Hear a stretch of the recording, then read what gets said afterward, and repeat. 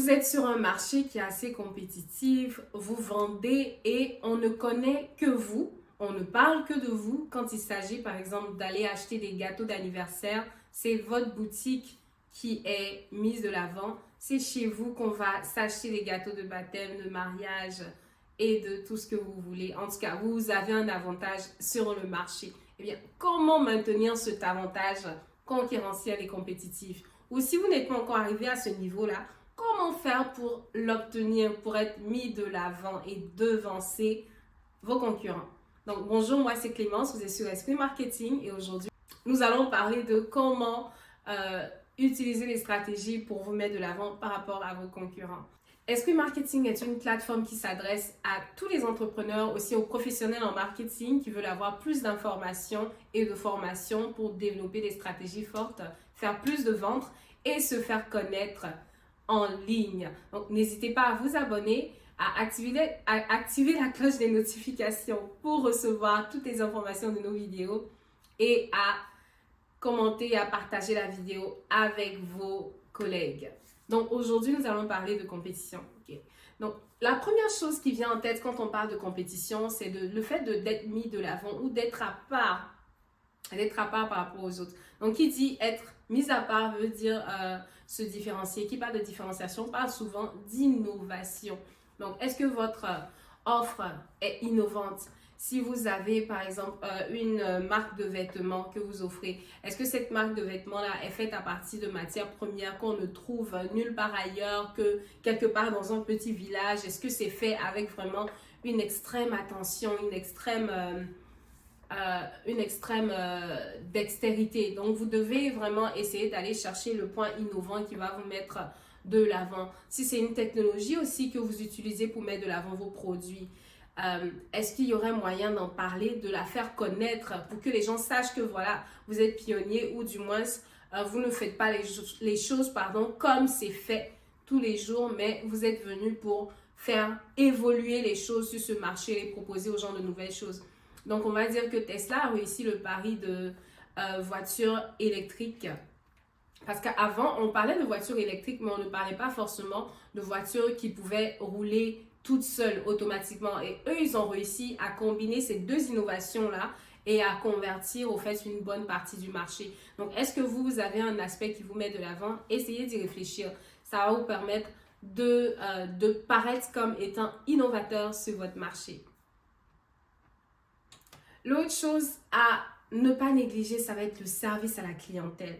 Donc, on le sait souvent, on est fatigué quand les clients se pointent juste une minute avant que vous devez fermer. Souvent, c'est stressant et on a juste envie que les gens partent. Même s'ils veulent nous proposer de l'argent, nous, on veut fermer. Mais ce n'est pas une attitude à avoir, surtout lorsque vous êtes sur un marché concurrentiel. Essayez d'être un peu plus humble, d'être un peu plus réceptif, de considérer que chaque personne qui vient dans votre boutique ou bien qui vient acheter chez vous, en ligne ou hors ligne, est un membre d'une famille royale. On le dit souvent, le client est roi et souvent ça exaspère, mais bon, on n'a pas le choix. Au final, le client est toujours roi.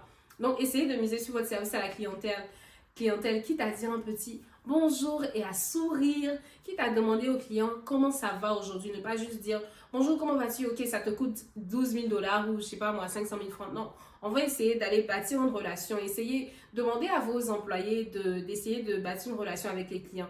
Attention, on ne parle pas là de devenir ami, de taquiner au point de ne pas respecter le client, mais on parle juste d'établir cette relation de confort-là qui va permettre au client de se sentir à la maison lorsqu'il arrive dans votre boutique ou bien à la maison lorsqu'on vous contacte, de leur permettre vraiment d'être à l'aise. Si vous avez souvent des retards, dites aux clients que vous êtes en retard, ne mentez pas. S'il y a quelque chose qui va affecter votre service ou vos livrables, dites-le, soyez transparent avec le client. Il n'y a rien de tel que la transparence. Ça réduit au fait le niveau de stress de la part du client et ça vous met de l'avant comme une personne qui est noble, comme une personne qui dit la vérité, comme une personne qui est fiable, un commerce avec lequel on veut faire affaire. Donc, important de miser sur le service à la clientèle. Et si vos employés ne savent pas comment s'y prendre, ne les blâmez pas. Essayez de les former, de leur montrer comment ça se fait.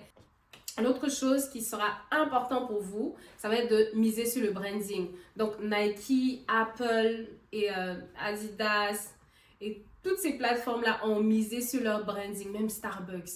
Qui dit branding dit la manière dont les gens perçoivent votre marque, votre produit. Qui dit branding dit la manière dont vous affichez, dont vous paraissez.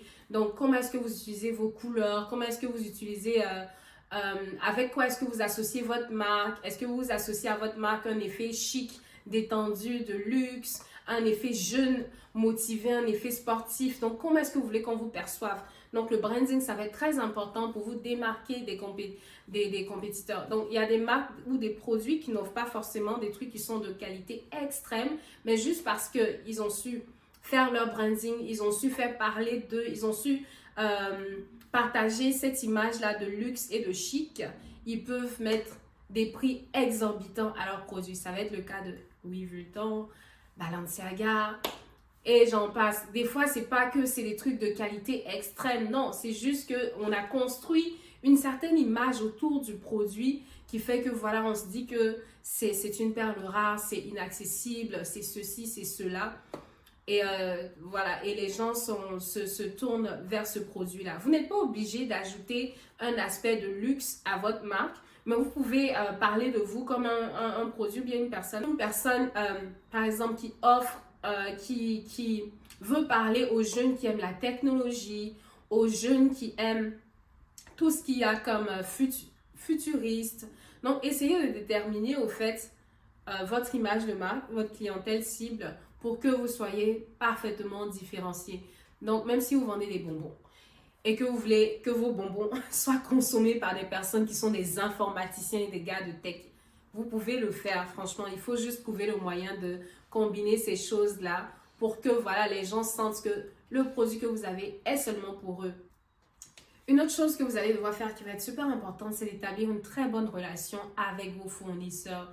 Ben oui, qui dit bonne relation avec vos fournisseurs, dit bonne manière de négocier déjà, dit bonne manière de communiquer avec eux, de sorte à ce que vous puissiez avoir vos produits à temps, vos produits au bon moment, au bon endroit, et puis aussi qu'ils comprennent votre image de marque et qu'ils comprennent ce que vous voulez vraiment faire. Parce que si vous n'avez pas de produit, si vous n'êtes pas en de bons termes avec votre clientèle, ben ça va forcément se refléter au fait sur ce que vous allez proposer. Donc, essayez d'établir des relations fortes avec vos fournisseurs. Vous pouvez même les considérer comme des amis, des partenaires que vous allez afficher sur votre site internet, que vous allez présenter, en tout cas s'ils sont d'accord pour être présentés, et dire aux gens que voilà, vous fournissez, ne divulguez pas tous vos secrets bien sûr, mais faire comprendre aux gens que voilà, vos fournisseurs sont des personnes qui ont X années d'expérience et qui le font vraiment avec beaucoup de sagesse et avec beaucoup de professionnalisme. Pour vous démarquer des concurrents, vous allez devoir investir dans la ressource humaine. Donc, investir en vous-même, dans votre développement personnel. Est-ce que vous devez aller vous former ou investir aussi dans la formation de vos employés? Ça va être très, très important. Parce que qui dit développement personnel et ressources humaines dit facilité d'établir et de bâtir une relation forte avec ses clients. Donc, ça va être important pour pouvoir vous démarquer, pour que les clients puissent dire, OK, j'ai consommé de chez telle personne et je me sens à l'aise, je me sens bien et leurs valeurs répondent à mes valeurs de vie, ou du moins pour qu'on dise de vous que vous êtes une personne qui est experte dans son domaine, qui sait de quoi elle parle, etc.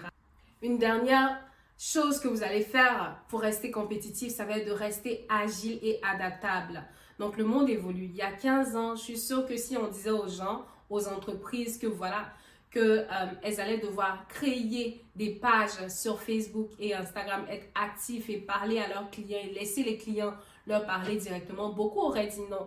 Il y a 15 ans, si on disait à des entreprises qu'il fallait créer des sites de commerce ils pourraient vendre sur les réseaux sociaux, beaucoup auraient dit non. Mais parce qu'ils ont accepté de faire ce changement-là et ont pris ce virage numérique là assez rapidement, ils ont été capables d'aller de l'avant. Et toutes les entreprises qui n'ont pas pris ce virage numérique ou qui ont pris beaucoup de temps à le faire ont perdu. Donc, comment est-ce que vous faites votre business? Est-ce qu'il y a une façon de procéder que vous utilisez? Vous ne voulez carrément pas évoluer parce que vous trouvez que ce serait dénaturer l'essence même de votre entreprise? Eh bien, essayez d'y réfléchir et d'accepter au fait de vous accorder avec le monde actuel. Sinon, vous risquez de perdre une grande partie des ventes. Il faut continuer d'innover, il faut continuer de faire avec ce que la génération actuelle, ou du moins avec ce que le monde actuel propose. Toutes les entreprises qui ne voulaient pas être sur TikTok, toutes les personnes qui négligeaient TikTok aujourd'hui sont sur TikTok. Tout le monde essaie de conquérir sur TikTok. D'ailleurs, Esprit Marketing est aussi sur TikTok. Donc, allez nous suivre. C'est Esprit Marketing sur TikTok. Donc, n'hésitez pas à être adaptable, à être une personne qui évolue avec le temps, puis qui est prête à s'améliorer. Donc voilà, on va s'arrêter là pour aujourd'hui. C'était Clémence de Esprit Marketing et au plaisir de vous revoir dans une prochaine vidéo.